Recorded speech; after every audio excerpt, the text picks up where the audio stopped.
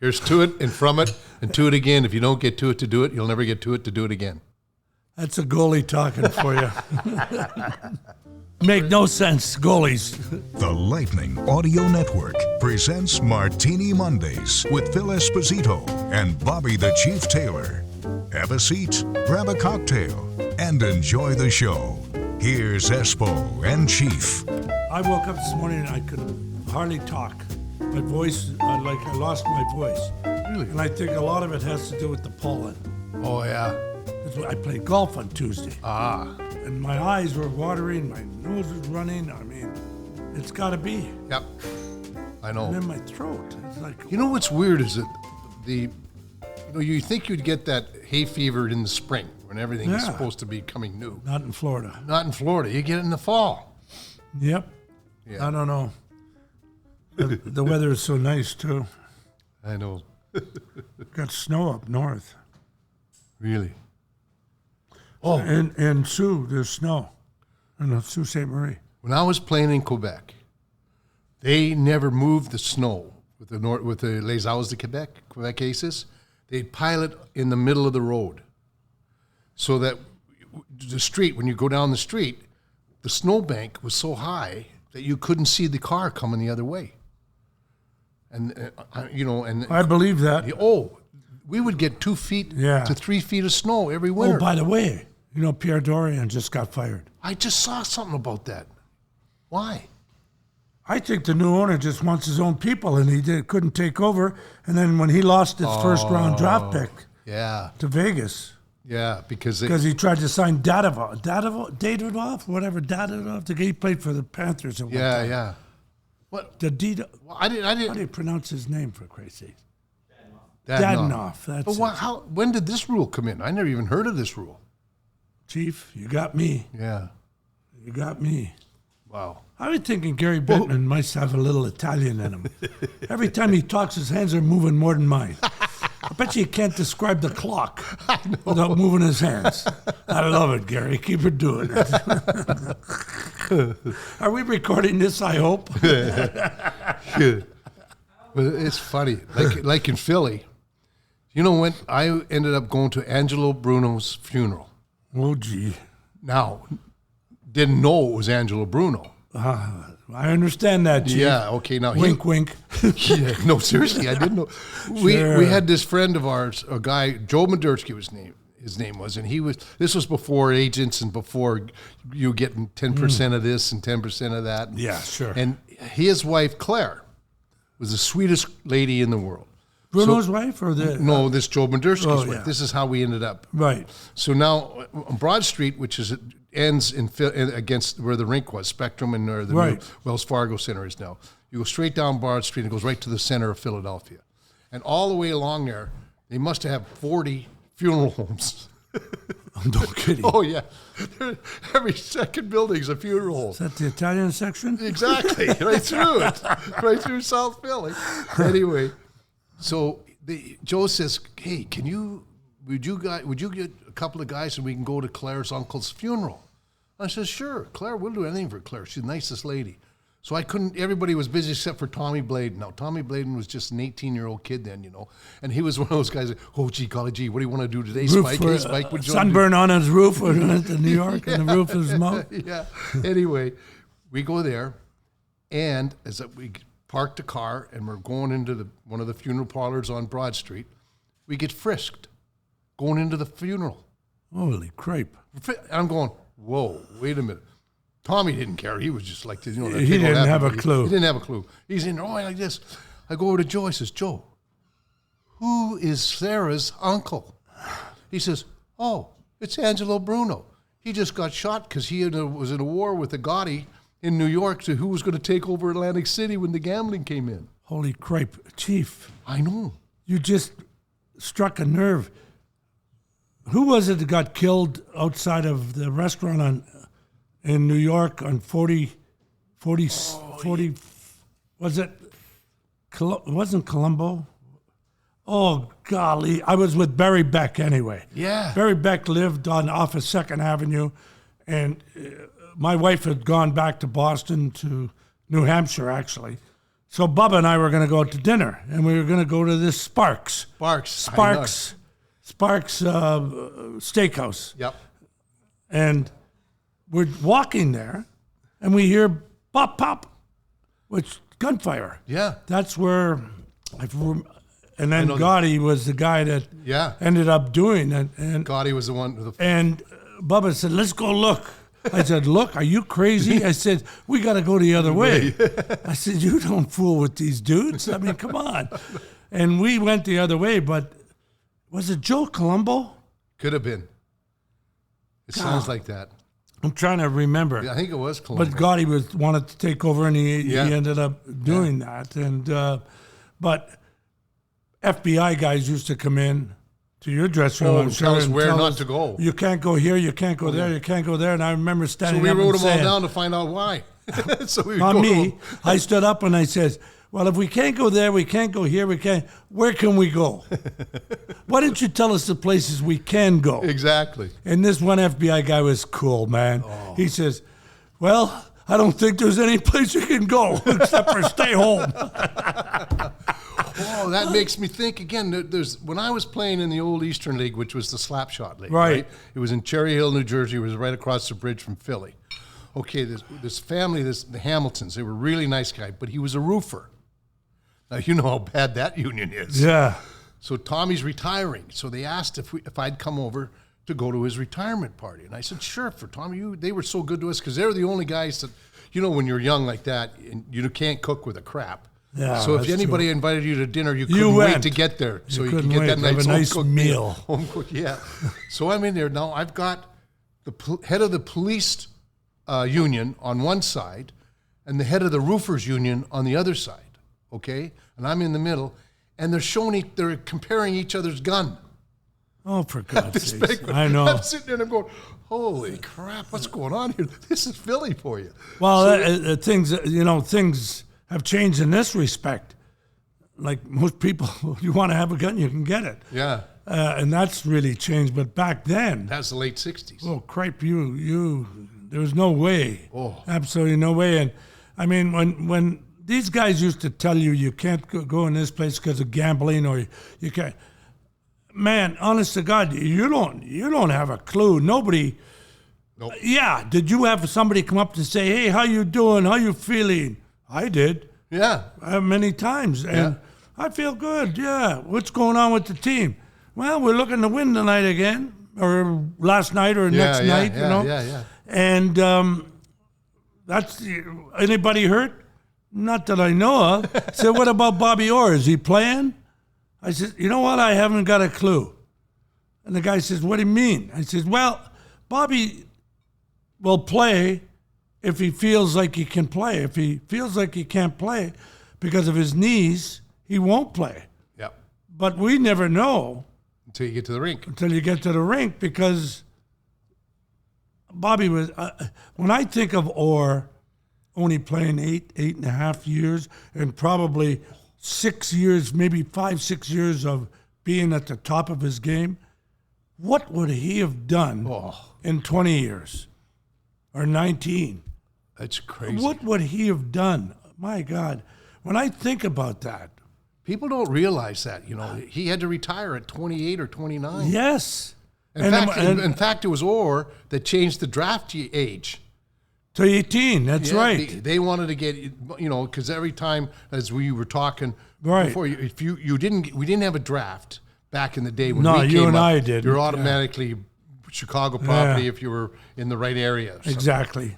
But I remember when he played in Oshawa, and I was in St. Catharines then. You'd already gone up. Right. And I was in St. Catharines, and Cash was in Oshawa then too. He was 14 years old, and he was the best player on the ice. Yeah. And he was playing against 20-year-olds. It's such a sad night.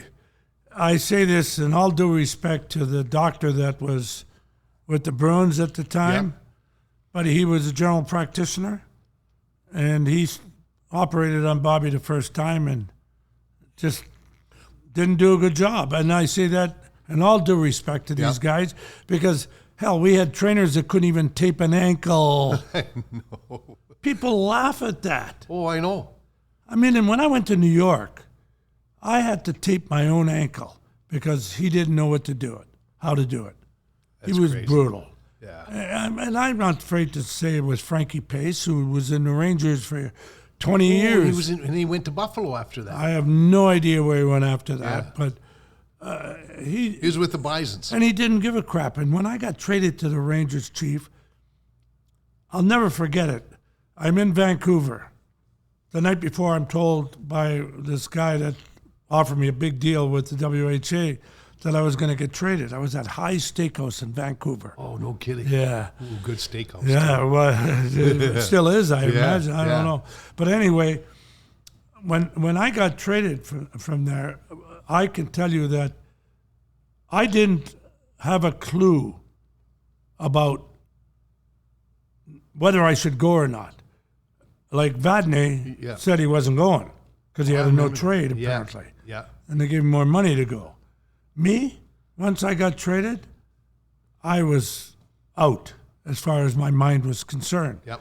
I didn't want to go to New York. I didn't. But when I went there, the first game in Oakland, they don't have one spare jersey. I have to wear Larry Satchrak, who wore number 5, the first game. Larry Satchrak. And when I said to him, I said, whose number is this? Because I knew it. Somebody wore it. Yeah. I said, oh, that's Satchrak. He's not playing tonight, so you wear it. I said, you don't have an extra jersey? Now, the Bruins, we used to carry extra jerseys because everybody people did, would yeah. steal them. Yeah. They'd steal either ours or mine or Yeah. Sanderson's or Cheevers. Yeah. That's the truth.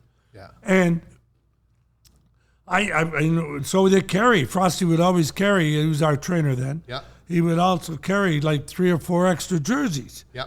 The Rangers didn't have an extra jersey. You're Can you believe that? When folks, if you ever saw a dressing room now, I can't tell you what it's like compared to when we started. Exactly. Everything is, of course, different. You can't stop progress, and we all try to, but you can't. And when I look at that locker room now, that looks like I'm gone to a gym that's huge. They just redid the rocker in Philly and spent $3 million on it. Oh, my God. I saw a picture of it. I swear it's a disco. Then the neon flyer logo on the roof and the controlled lighting, and the carpet is probably as thicker than anything. And they're walking on carpet. Now everybody, your house, you always have hardwood floor. The carpet had to be a good 5 inches thick going on there. It's just crazy. What You know what these the guys funny thing is with you and me? Yeah. I can't tell you how many times we sat in my backyard and your backyard and smoking a cigar and having a few. And then all these stories. Oh, I know. Yet now you're coming up with new ones, you bugger. I know. What the hell is going on in that head of Well, it yours? happens to be with that water-looking glass I got that has 2 olives in it. Oh, yeah, that little toonie. That's it. Listen. Well, you know what's funny when you were talking about when you got traded to here? Yeah, that was. I got traded to Pittsburgh. At least you're in the same state. Yeah, but it was really funny. They would send me to Richmond. That was the farm team at the time. They would send me to Richmond to get in shape for 2 weeks, game shape, and then come up and have me sit for another month with Bernie. Unbelievable. So anyway, Keith Allen called. Larry Wilson was the coach down there. Yeah. So he called Larry Wilson, and I was staying, like my friend Steve Coates, who used to do all the radio and all that in Philly now, and he's retiring. But I'd go down and stay with him.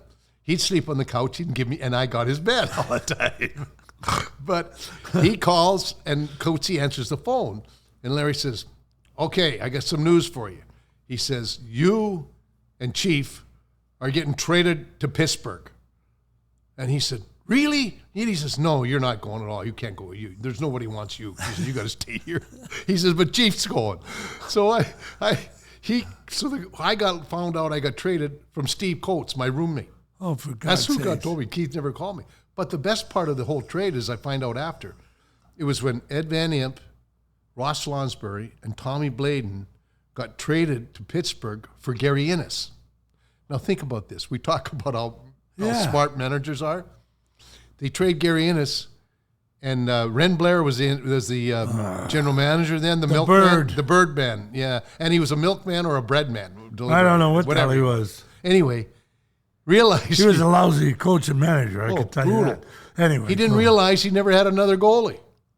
Oh my God! So Keith Allen threw me in on the trade.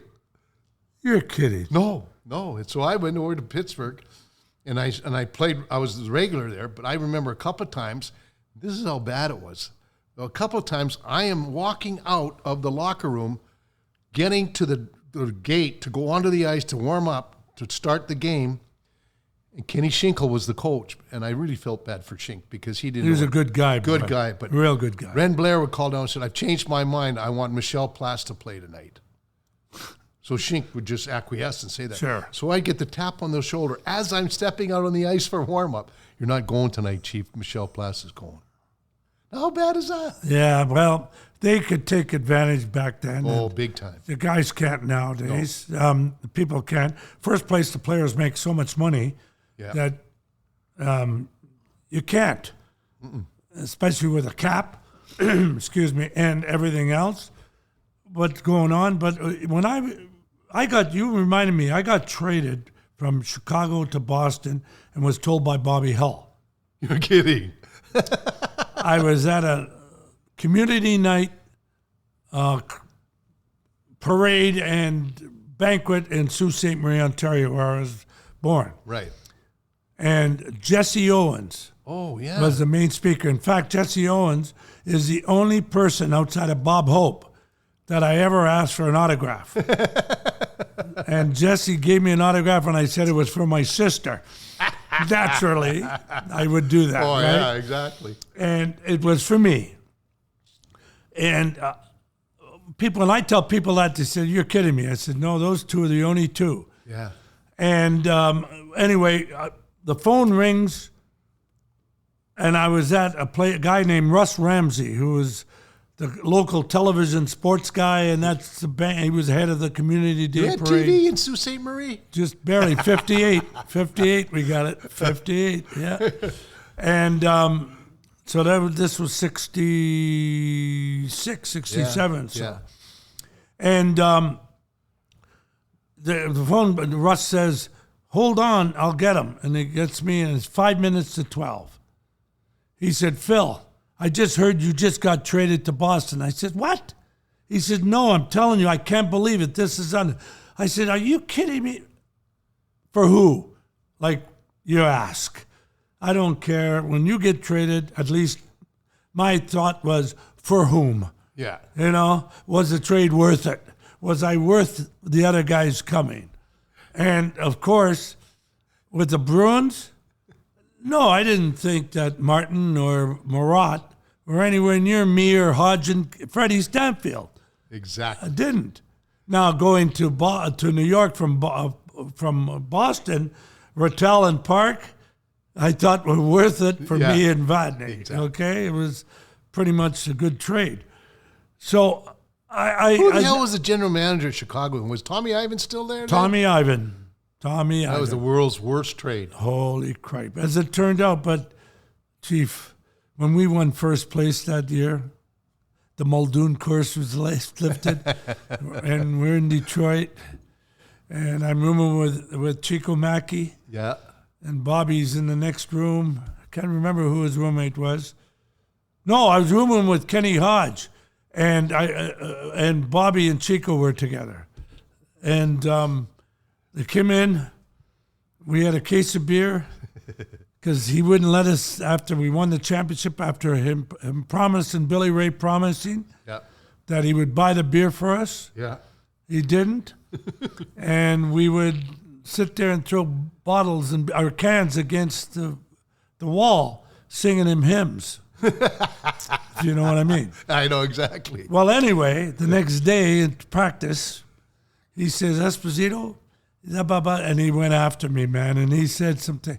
He said, "I was in the next room," and we couldn't understand it. He says, "I gave my suite up to a family that came in that night and were stranded, and I wanted them to have the suite, so they gave me the room, and I'm next to you and Hull." And or Haji. And he said, I never heard anything so ridiculous. You guys are, and Bobby stopped him and said, listen, Billy, he wasn't the only one. So was I. Billy just stopped, turned, and walked out the door. And I went, thank you, Bobby. Yeah, I know. And then with the Bruins, thank you, Bobby. Yeah, I know. I got this Bobby in me. Bobby Taylor, thank you, Bobby. Oh, gosh. Yeah, I remember getting traded to Pittsburgh. Oh. And they had it was really funny. Now, we were good. I got traded there, and it was amazing to me how other teams think of your team. Like, like with the Bruins. Yeah. It was the big bad Bruins, right. and it was the Broad Street Bullies, and how everybody thought about your team. And they were kind of in awe because we were you were the tough champions too. And we were tough. And we were tough. And we were two-time cup champions. There were a lot of players I knew that I played with that didn't want to play in Philadelphia. Oh, I know. And so now I'm on the other side of it, right? We're playing Toronto. And back then they had a best of three. Remember the first round was a best of three? We lost to Chicago after winning the first place. My brother killed us. Well, we beat Toronto in Toronto the first game. We won, we lost in Toronto. We won in Philly. Won in I'm in Pittsburgh just now. So we beat them in Pittsburgh, and we they found out if we beat Toronto, we have to go in to play Philly. And I am not lying. 5 guys got hurt in warm up. Are you kidding? No, 5 guys. The best players, like Sil Apps was, junior. Oh. He was a good player too, but he was not. He got hurt in warm up. He wasn't very. There was a couple other ones, and we had Battleship Kelly, Bobby Battleship One Kelly, of the who was a tougher tough guys. guy. Yes, sir. And they bailed like crazy. I was so angry after that because I've never ever played on a team that blatantly quit because they had to go play Philly the next day, so Kenny.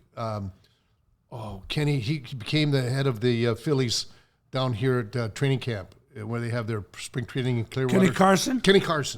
Kenny Carson was our trainer. Holy cripe. Yeah. Imagine me remembering that. Yeah, and he said, and I went to him, I said, Kenny, I'm not going back to Pittsburgh.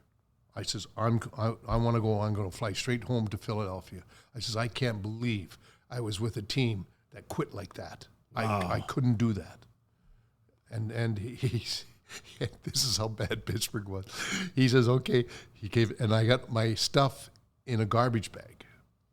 And Kenny was so apologetic. He says, Chief, they won't let me give you a equipment bag. And I'm still property with them because I was still going to go back next year, but that was another story. But they gave it. He says, I have to give it to you. He was in tears. He was when embarrassed. you tell the stories like this, the people that are listening, it's hard for them to believe. But trust me, folks. These are true stories. Oh. I remembered my first game with the Rangers. We lose 7-4 to the Oakland Seals, who were the worst team in the league. Oh yeah, did they have the white skates still? They did.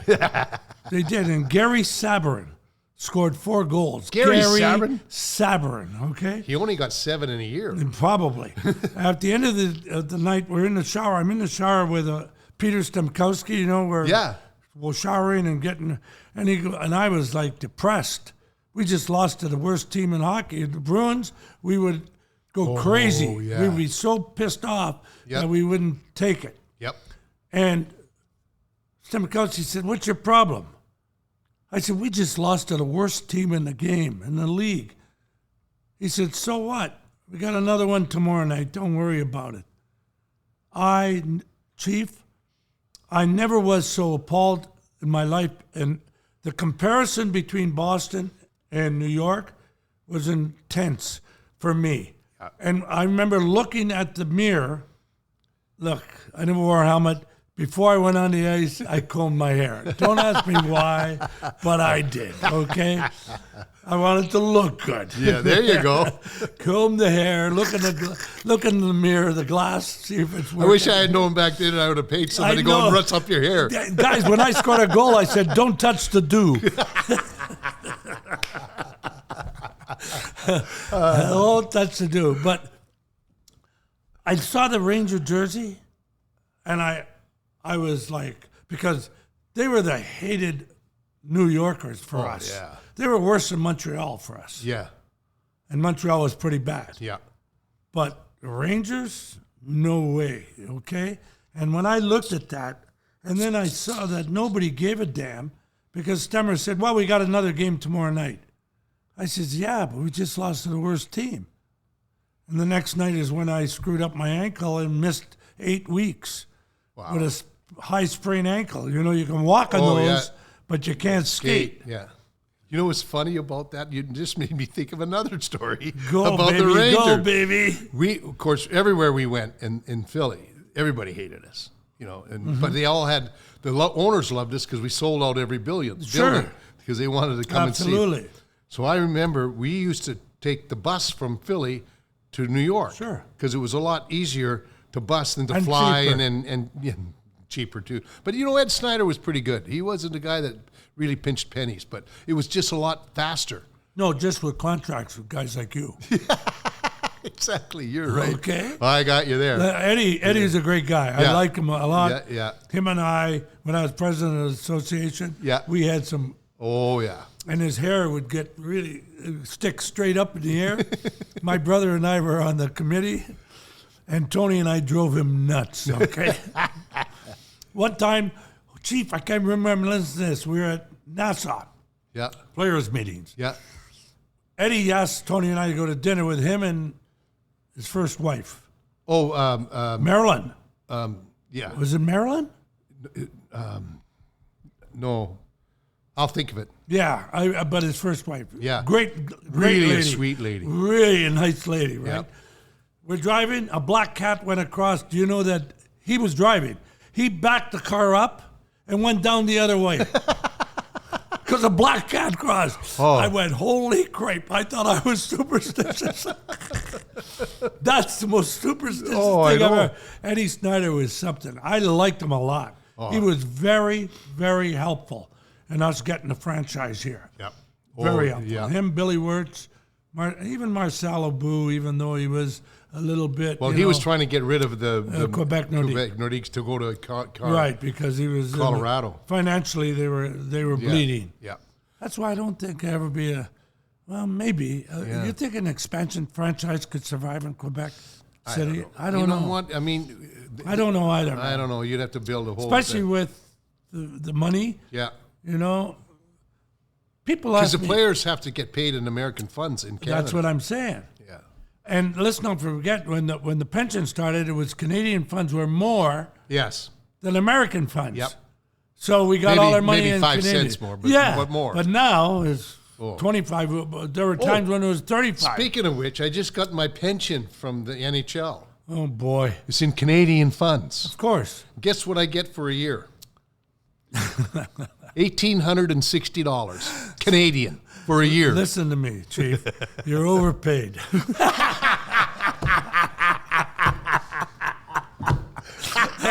It was $521 they took off just I to put played American 19 money. years. Okay, I get $32,100 Oh. Canadian money Yeah. a year. 19 years, Oh. and my ex-wife gets half. Yeah, well, the third of that.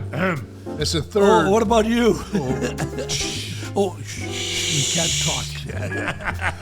Thank you for listening to Martini Mondays with Phil Esposito and Bobby the Chief Taylor. New episodes drop every Monday in your favorite podcast app. And don't forget to tip your waitress and leave us a 5-star review.